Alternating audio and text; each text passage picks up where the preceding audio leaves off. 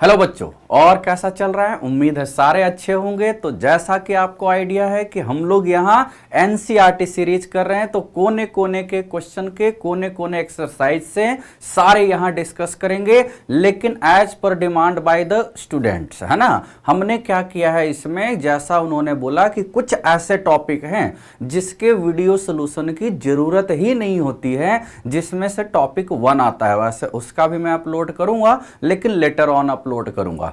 अभी हमारा main concentration क्या है बच्चों, जिससे एनसीईआरटी का भी एक्सरसाइज आपका खत्म हो और साथ ही साथ आपका एडमिशन बहुत अच्छे एनआईटीज और आईआईटीज में अच्छे से ब्रांच में हो। तो उसके लिए जरूरी है कि जो वो हम यहां पर टॉपिक करें जो आगे कम से कम जेई मेन और जेई एडवांस के सिलेबस में तो है। तो जेई मेन का सिलेबस स्टार्ट होता है रिलेशन से।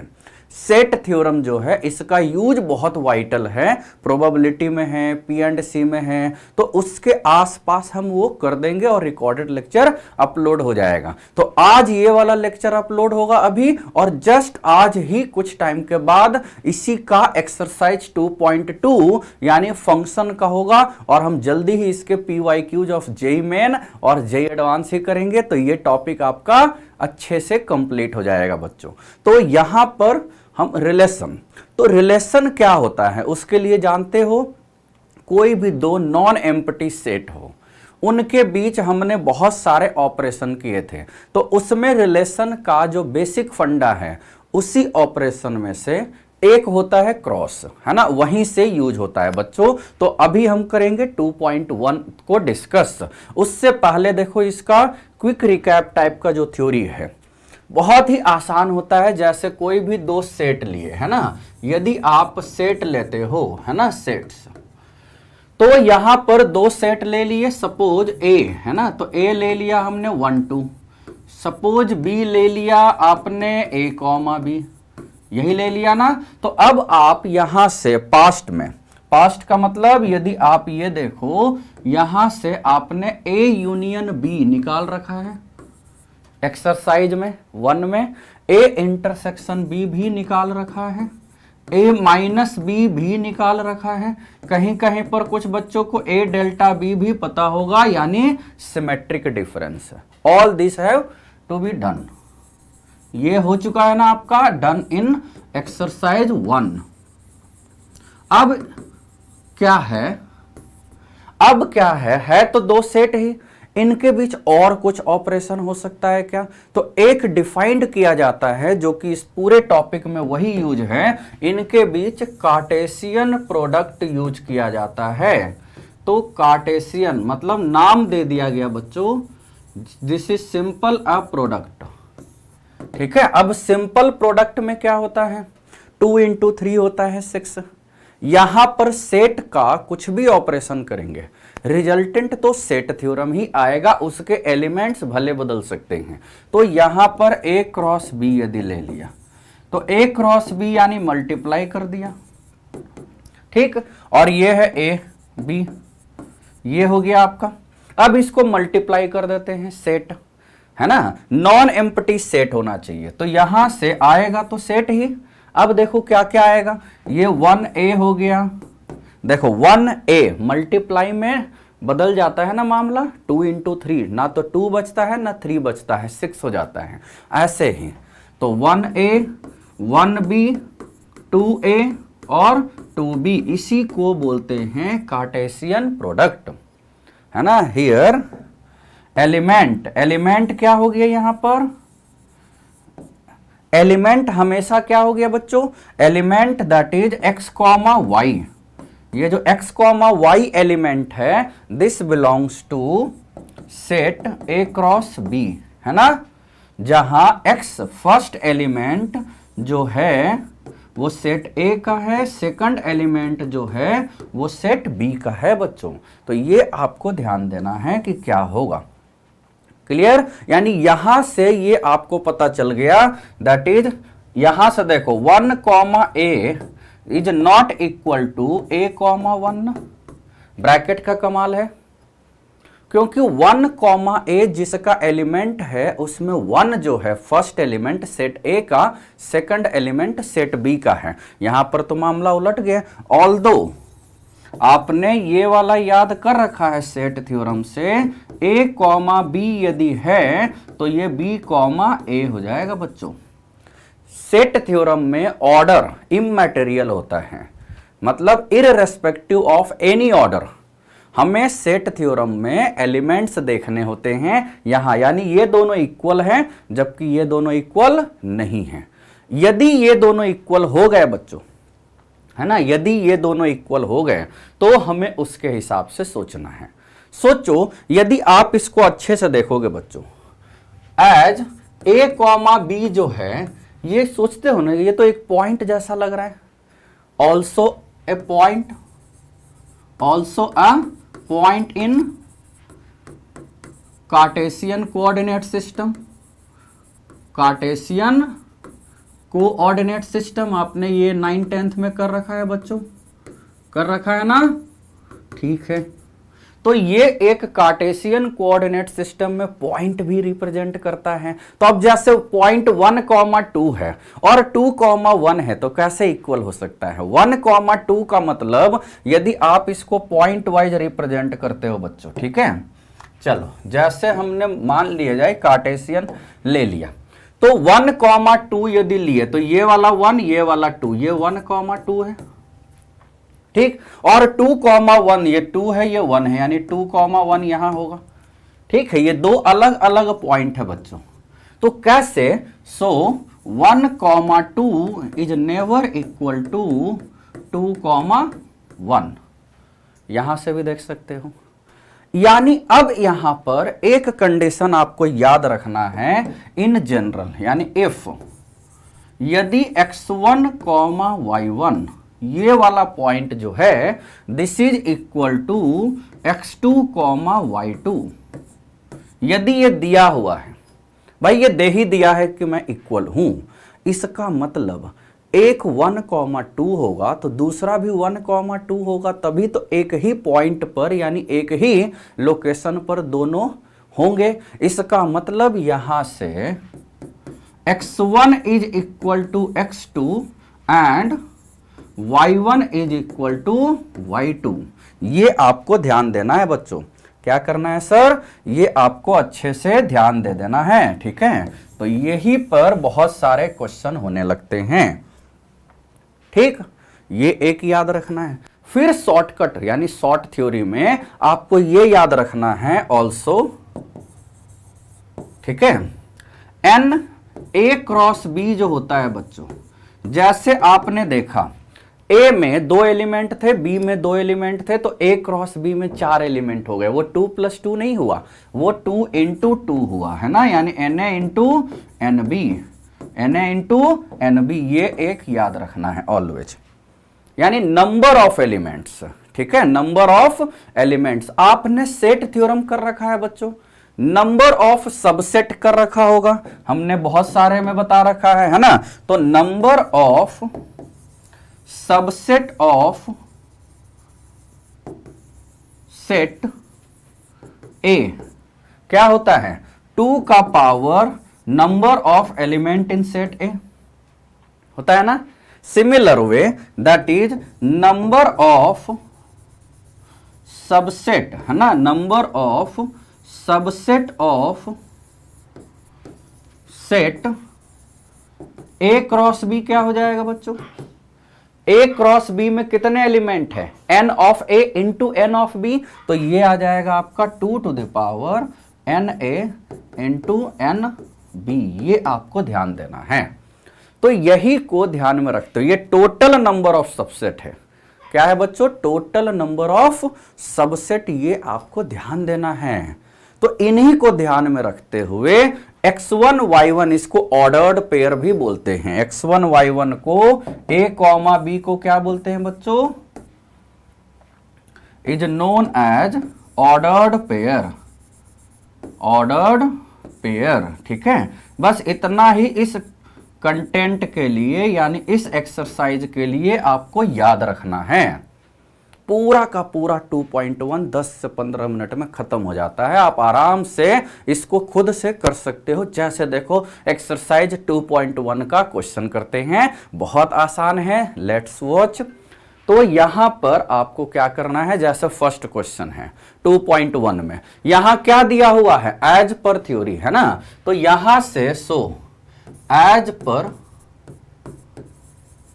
थ्योरी क्या होता है बच्चों, x/3 है ना, ये जो दिया हुआ है x/3 + 1 comma y - 2/3 this is equal to, यदि 5/3 कॉमा 1/3 लेते हो तो यहां से क्या आ गया आपका x/3 + 1 इज इक्वल टू 5/3 ना, तो यहां से क्या आ गया बच्चों, ठीक से बताओ, x 1 माइनस हो जाएगा ना, तो x/3 is equal to 5/3 - 1, so x is equal to 2, x और y बताना था ना, एंड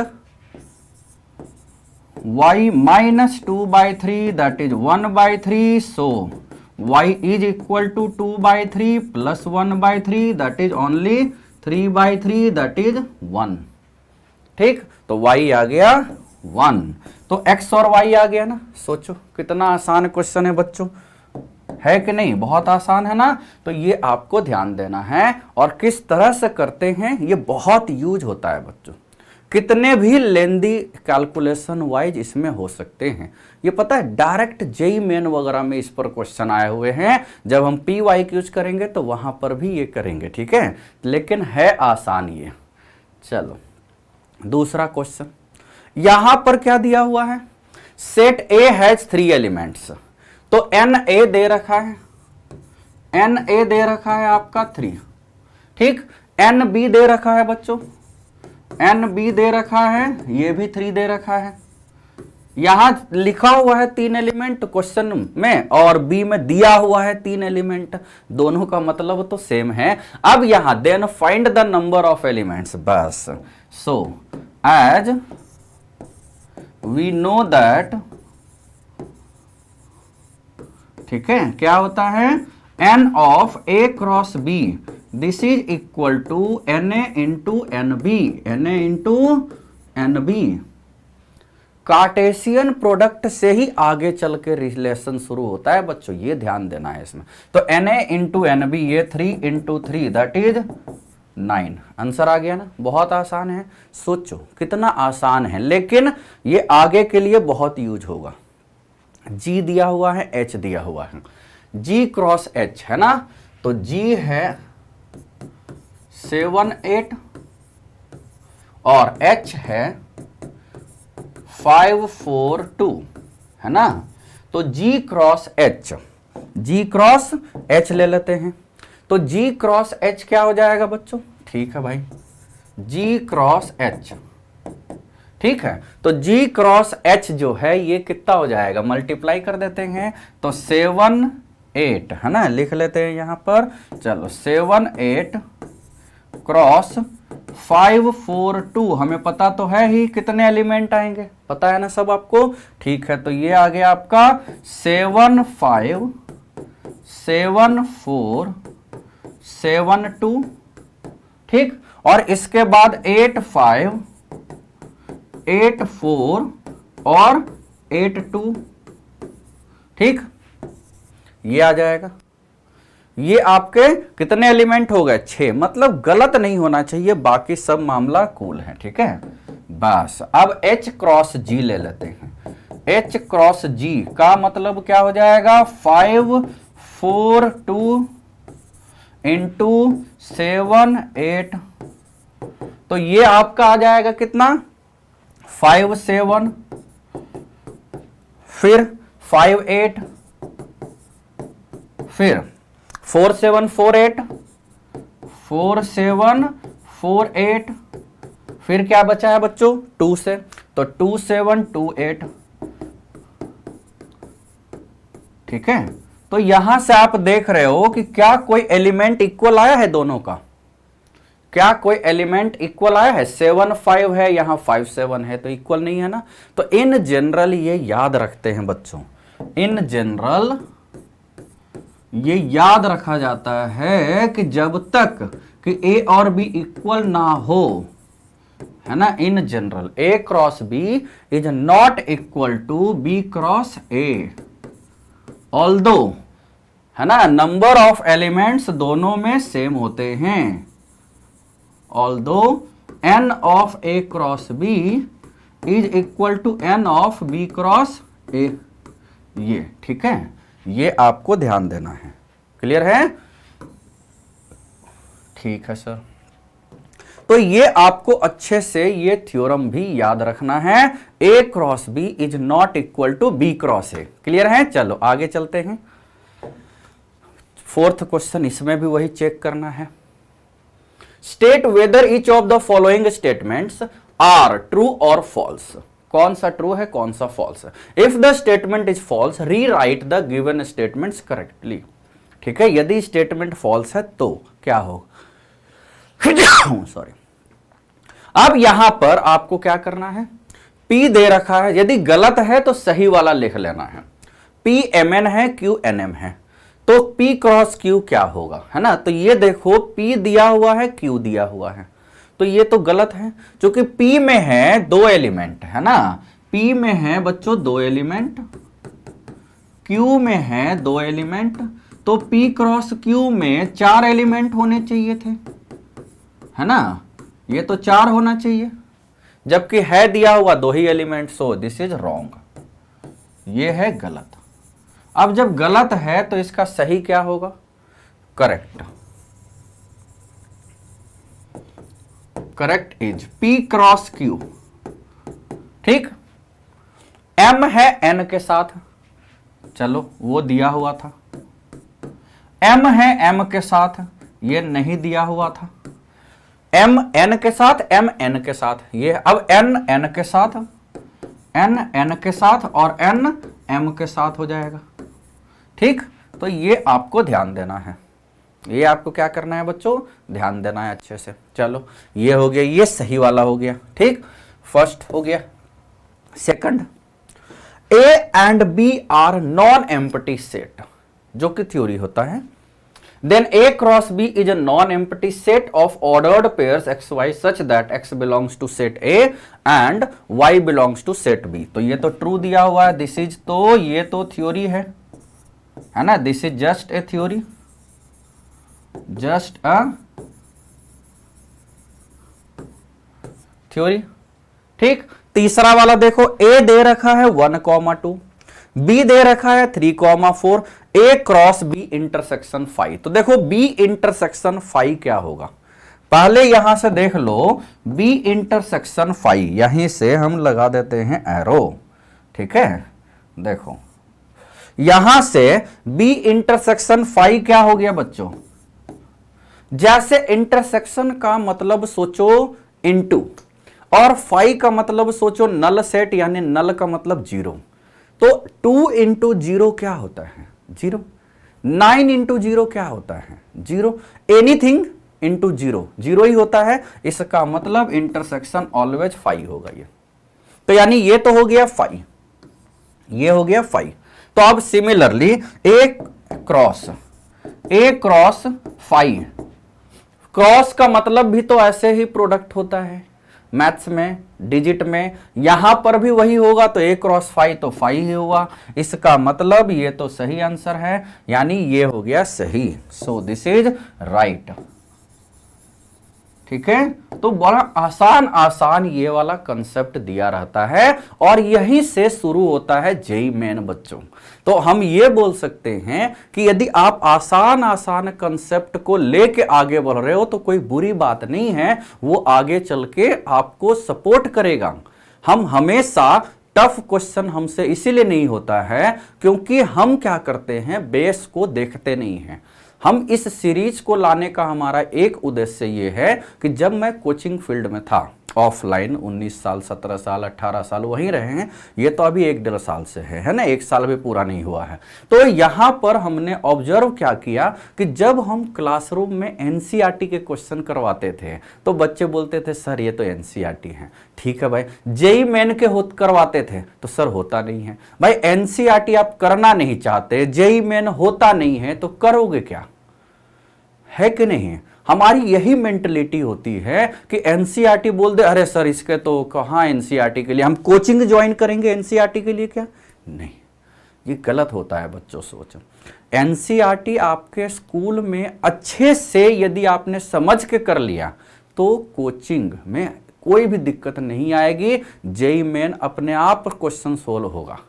होता क्या है कि हम स्कूल में फ्रेंड्स के चक्कर में, इन्वायरमेंट के चक्कर में एनसीईआरटी को भी हम उतने सीरियसली नहीं लेते हैं, या टीचर के द्वारा बताए गए कंसेप्ट को नहीं लेते हैं सीरियसली। इस वजह से कोचिंग में हमें मिसमैनेजमेंट हो जाता है कि सर हमें समझ में नहीं आता। यदि आपका एनसीईआरटी बहुत अच्छा है तो कोई रोक नहीं सकता कि इसके बाद जेईई मेन ना समझ में आए, जेईई एडवांस ना समझ में आए, ऐसा हो ही नहीं सकता। पॉइंट यह है कि आपने बेस तैयार नहीं किया और आप अचानक क्वेश्चन सॉल्व करते हो टीएमएच या विली एडिशन या सिंगेज ये सबसे, जबकि हमेशा हमने आईआईटी वगैरह के लिए कैसे मोटिवेट करना है, कैसे करना है, उसमें यह हमेशा बताया है कि the basic book is NCERT. आप उसके करो खुद से, कभी कभी हेल्प के लिए। ये सब देखो आसान लग रहे हैं, आपको भी लग रहे हैं और हमको भी लग रहे हैं, लेकिन इसका मतलब ये नहीं कि हम ये नहीं करेंगे और जेईई मेन अटेम्प्ट करेंगे और हो जाएगा, कभी नहीं होगा बच्चों। अचानक यदि आप जेईई मेन की बुक्स अटेम्प्ट करते हो, है ना, तो बैड हैबिट है। एग्जाम्पलर इसीलिए तो दिया हुआ है कि एनसीईआरटी प्लस एग्जाम्पलर। हम यहां पर एग्जाम्पलर के भी इंपॉर्टेंट क्वेश्चन आपके सामने करवा देंगे, ठीक है। चलो आगे चलते हैं। अगला क्वेश्चन ये तो और आसान है। ए दे रखा है और ए क्रॉस ए निकालना है ना। तो ए तो दे रखा है -1 और 1, तो ए क्रॉस ए क्या हो जाएगा भाई? -1 1 क्रॉस -1 1, यही ना। तो यहां से ये आ जाएगा आपका, ये कितना आ जाएगा देख लो, -1 -1 -1 1, फिर 1 -1 और -1 -1। ये तो 2 बार लिख दिए क्या? ठीक है भाई, गलत हो गया है कि नहीं? 1 1 लेना था ना। बस ये हो गए 4 एलिमेंट। ये कितने एलिमेंट? 4 एलिमेंट। सो ए क्रॉस ए, कहीं पर भी ए, हम तीनों को एक साथ लिखने की जरूरत नहीं है। -1 1 क्रॉस, अब वो ले लेते हैं, ठीक। तो यहां आ गया -1 -1 -1 1 -1 और 1 1, ये तो आ चुका है ना हमारे पास। अब ये इसके साथ जाएगा, तो देखो पहले -1 सब के साथ चला गया, ठीक है। तो -1 -1 -1 -1 सबके साथ पीछे से लग जा रहा है बस। तो -1 1 और -1 -1 1 और 1, ये 4 एलिमेंट आए हैं बच्चों। अभी 4 और लिखना है। अब 1 सबके साथ जाएगा, ये वाला 1। तो 1 -1 -1 1 1 -1 1 और 1 1 -1 और 1 1 1, ये आएगा आपका, ठीक है। तो ये आपको ध्यान देना है। ए क्रॉस ए आ जाएगा और बड़े आसानी से ये आ जाएगा, आसानी से ये आ जाएगा आपके पास, ठीक है। तो ए क्रॉस ए मतलब और भी आगे जा सकते थे। मतलब हमें ये ध्यान देना है कि 2 एलिमेंट है, तो यहां से ये 2 एलिमेंट है, ये 2 एलिमेंट है, ठीक है। ये 2 एलिमेंट है, तो 2 एलिमेंट,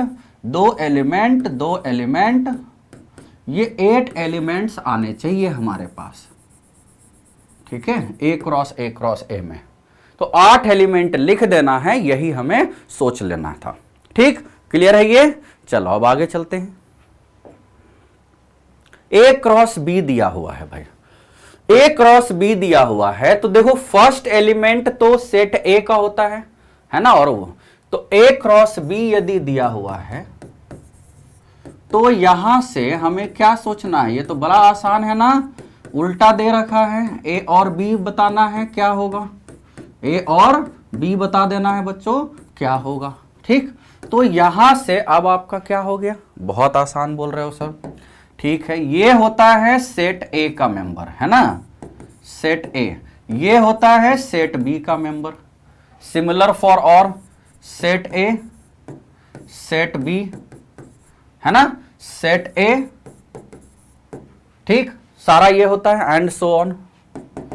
इसका मतलब देखने से ही सेट ए में क्या आ गया, ए है, दो बार तो लिखेंगे नहीं, ए और यहां से बी, तो सेट ए हो गया आपका ए कॉमा बी, और सेट बी हो गया, सेट बी क्या हो गया आपका x comma y, x comma y, तो ये आ गया सेट ए और ये आ गया सेट बी। बहुत आसान है बच्चों, चलो सर ठीक है।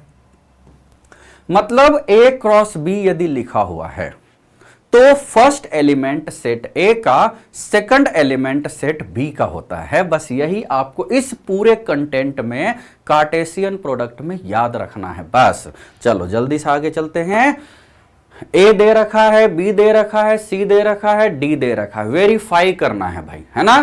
तो आपको एलएचएस लेके चलना है और आरएचएस लेके चलना है, ठीक है। जैसे फर्स्ट के लिए यदि हम सोचें तो यहां पर एलएचएस क्या दे रखा है, ए क्रॉस बी इंटरसेक्शन सी। वैसे इसको डिस्ट्रीब्यूटिव लॉ भी बोल सकते हो बच्चों, दो अलग अलग प्रोडक्ट है, वहां यूनियन इंटरसेक्शन होता था, ये ध्यान देना है। ए क्रॉस, अब बी इंटरसेक्शन सी ले लेते हैं, 1 2 3 4 इंटरसेक्शन और सी 5 6, है ना, बी इंटरसेक्शन सी ले लिए, ठीक। अब देखो यहां से है ए क्रॉस, ए वैसे लिख भी सकते हो, ए है 1 2, नहीं लिख रहे तो उसका एक रीजन है। देखो 1 2 3 4 और 5 6 में क्या कॉमन होता है, आपने इंटरसेक्शन देख रखा है, एक्सरसाइज 1 भी इसी वजह से बहुत इंपॉर्टेंट है बच्चों। तो एक्सरसाइज 1 में आपने इंटरसेक्शन कॉमन देखा था, तो कोई कॉमन तो है नहीं, यानी दिस इज 5, दिस इज 5, है ना, बी इंटरसेक्शन से। अब देखो ये वाला हो गया 5, अभी बताया ना, 5 का मतलब 0 का मतलब नल सेट, है ना, तो प्रोडक्ट तो ऑलवेज 0 हो जाएगा बच्चों। चलो अब आरएचएस देख लेते हैं, A cross B intersection A cross C, यही है ना। तो ए क्रॉस बी कितना हो गया, ये तो बहुत सारा लिखना होगा भाई, और उसके बाद ए क्रॉस सी लिखना है, तो देखो सारा लिखते हैं। तो ए क्रॉस बी 1 2 क्रॉस 1 2 3 4 8 एलिमेंट लिखना है, सोचो, है ना। और उसके बाद फिर कॉमन लेना है ए क्रॉस सी, यानी 4 एलिमेंट, है ना। हमें पता तो है ही कि प्रूफ करना है, इसका मतलब आएगा ही, ठीक है।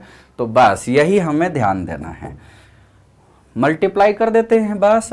तो 1 1 होगा, है ना, 1 1 है, 1 2 है, 1 3 है, 1 4 है। सिमिलरली 2 1 है, 2 2 है, 2 3 है और 2 4 है, ये वाला, ठीक है। ये है 8 एलिमेंट हो गया, ठीक है सर। और यहां 4 एलिमेंट की बारी चल रही है, 1 5 1 6 2 5 और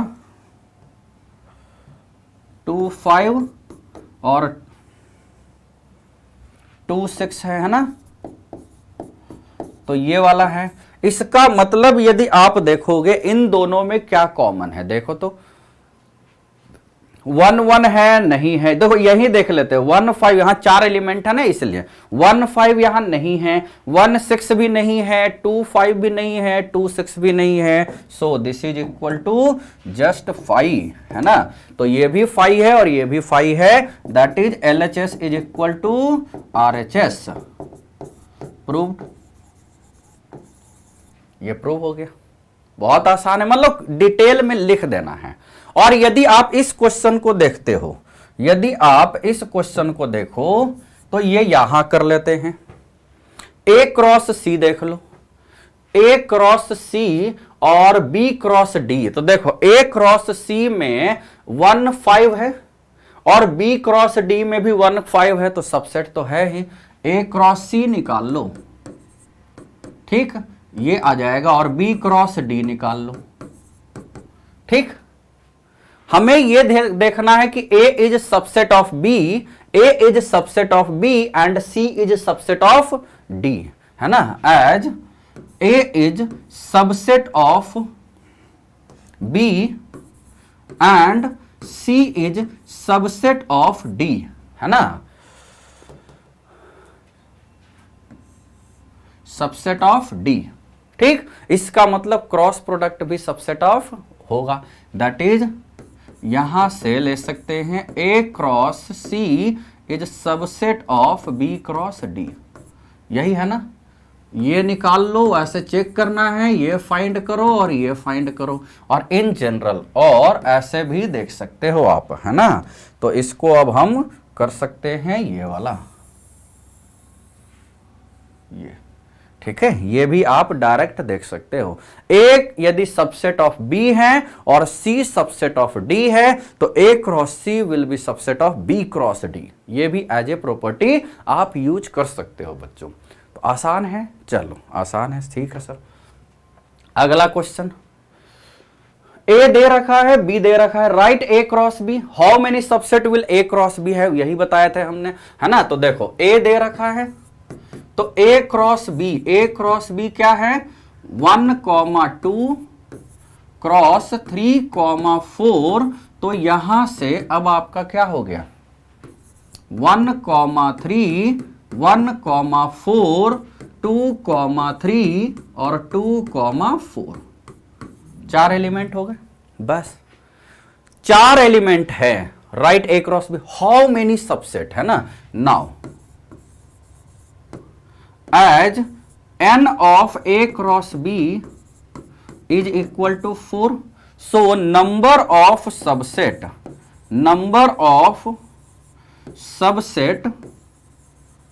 of A cross B क्या आ जाएगा, 2 का पावर 4 दैट इज 16। अब 16 लिखना है भाई, सारे लिखने होंगे, तो जैसे सबसेट आप लिखते हो वो सारा यहां पर अच्छे से लिख देना है ना। एंड लिस्ट देम, है ना। तो subset of A cross B are, ये 16 लिखने होंगे, है कि नहीं। जैसे एक 5, 2 4 एलिमेंट है, वही सोचते हैं। तो एक तो 5 है, ठीक, एक एक एलिमेंट का ले लो सेट। देखो ये तो एलिमेंट है बच्चों, 1, 3 इज द एलिमेंट, उसका सेट लेना है। 1, 4 ये तो एलिमेंट है, का सेट ले लो। 2, 3 एलिमेंट का सेट, 2, 4 एलिमेंट का सेट, यही है ना। अब 2 ले लेते हैं, तो यहां से 1, 3 और 1, 4 4 एलिमेंट है, 2 के कितने बनेंगे, 4 से 2 6 बनते हैं, ठीक है। 1 3 ले लिया, फिर 1 3 2 3 के साथ ले लेंगे, फिर 1 3 2 4 के साथ ले लोगे, 1 3 3 बार आ गया।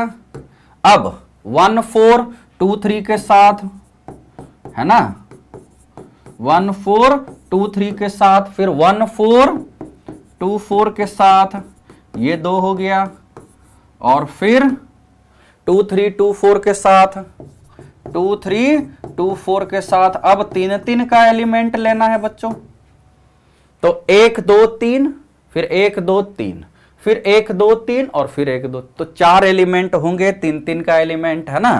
तो ये 1 3 1 4 2 3 है ना, एंड सो ऑन, एक और एक और एक और, 3 3 का एलिमेंट 4 होगा और एक तो खुद A क्रॉस B आ जाएगा। तो टोटल कितने हो गए देखो, 1 2, ये 5 हुए ऊपर, नीचे हुआ 6 11 12 और 4 ये है ना, ये हुआ 1 2 3 4 5, 5 हुआ ना ऊपर, तो 5 5 10 11 और 4 15 और 1 16, 16 हो गए सारे। मतलब ये सारे के सारे हमें लिख लेने हैं बच्चों, ये 2 2 वाला मतलब 3 3 वाला 3 बार लिखना, तो 4 बार होगा, 4 एलिमेंट है, taken 3 eight A time.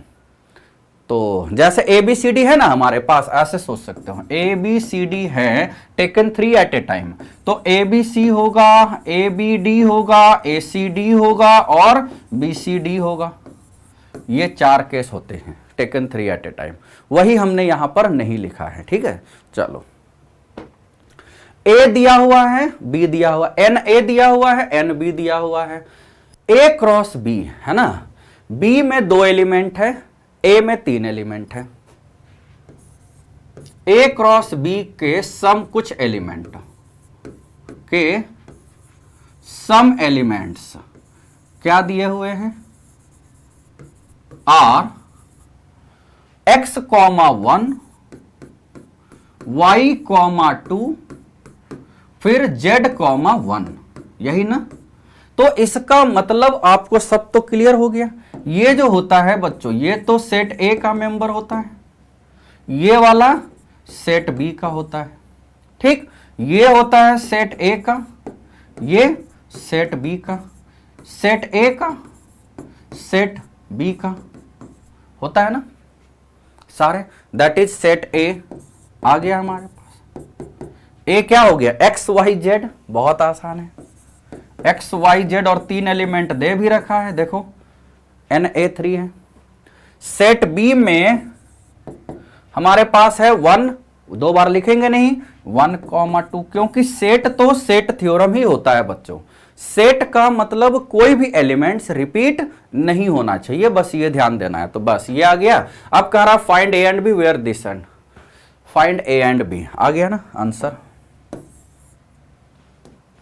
A cross B यदि पूछता तो हमें 6 एलिमेंट लिखने होते, 3 दिया हुआ है, 3 और एक्स्ट्रा लिख लेते, लेकिन A क्रॉस B पूछा नहीं है हमसे, केवल A और B पूछा है, बस आसान है। चलो अगले चलते हैं। अब यहां पर the Cartesian product A cross A has 9 elements, तो 9 एलिमेंट्स कैसे होगा बच्चों, इसका मतलब आपका 3 एलिमेंट होना चाहिए सेट A में, है ना। तो यहां से फाइंड द सेट A, ठीक है। Let number of elements in set A, set A में नंबर ऑफ एलिमेंट है n, ठीक। As n A cross A that is n into n, ये दे रखा है 9, दे रखा है ना, देखो गिवन। इसका मतलब यहां से n square is equal to 9, तो आप +-3 तो नहीं लिखोगे ना, क्योंकि नंबर ऑफ एलिमेंट्स है भाई, यानी number of elements that is NA is equal to 3 आ गया, ठीक। यहां तक क्लियर है आपको। अब आगे देखते हैं। among which are found A cross A है ना, some elements of A cross A, some elements of A cross A है, यानी B है ही नहीं। R क्या क्या दिया हुआ है, -1 0 है एंड 0 1 है। इसका मतलब यहां से क्या आ गया बच्चों, ये जो हुआ ये तो सेट A का हुआ मेंबर, ये भी सेट A का मेंबर हुआ क्योंकि A क्रॉस A है, ये भी सेट A का मेंबर है और ये भी सेट A का मेंबर है। तो सेट A के डिस्टिंक्ट मेंबर क्या हो गए, है ना। यानी यहां से यदि आप याद करोगे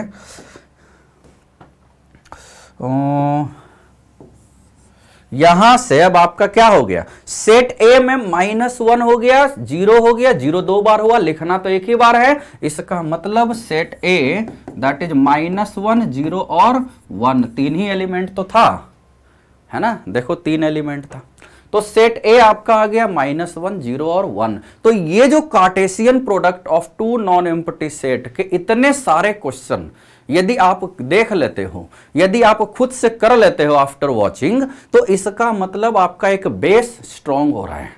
धीरे धीरे धीरे धीरे ही सही, यदि आप बेस स्ट्रांग करोगे बच्चों, तो ही जेई मेन जेई एडवांस के साथ आप खेल सकते हो। अदरवाइज ये आप मान के चलो 90% स्टूडेंट्स जब 10th से 11th में आते हैं तो वो पूछते हैं सर कौन से बुक करें। हम लोग भी बताते हैं, चूंकि वो कोचिंग होता है, तो हम ये बोलते हैं कि बच्चों आप स्कूल में अच्छे से पढ़ाई करो और एनसीईआरटी सोल्व करो।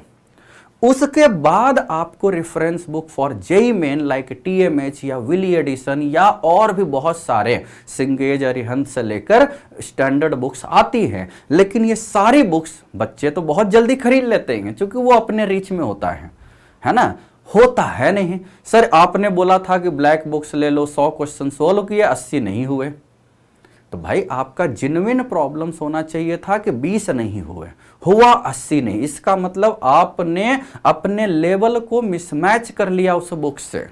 हम फिर ये भी बोलते हैं कि और ज्यादा टाइम लगाओ, भाई होगा ही नहीं क्योंकि आपका बेस स्ट्रांग नहीं है। तो बेस स्ट्रांग करने के लिए जल्दी जल्दी ही सही, लेकिन बेस स्ट्रांग करो बच्चों, उसके बाद आपका जेई मेन जेई एडवांस के क्वेश्चन तो होने लगेंगे, कम से कम समझ में तो आने लगेगा। ठीक है बच्चों, तो इन्हीं को ध्यान में रखते हुए हम ये वाला लेक्चर यहीं पर कंक्लूड करते हैं। आज ही दूसरा लेक्चर भी फंक्शन का आएगा। तब तक के लिए बच्चों okay, bye bye, thank you.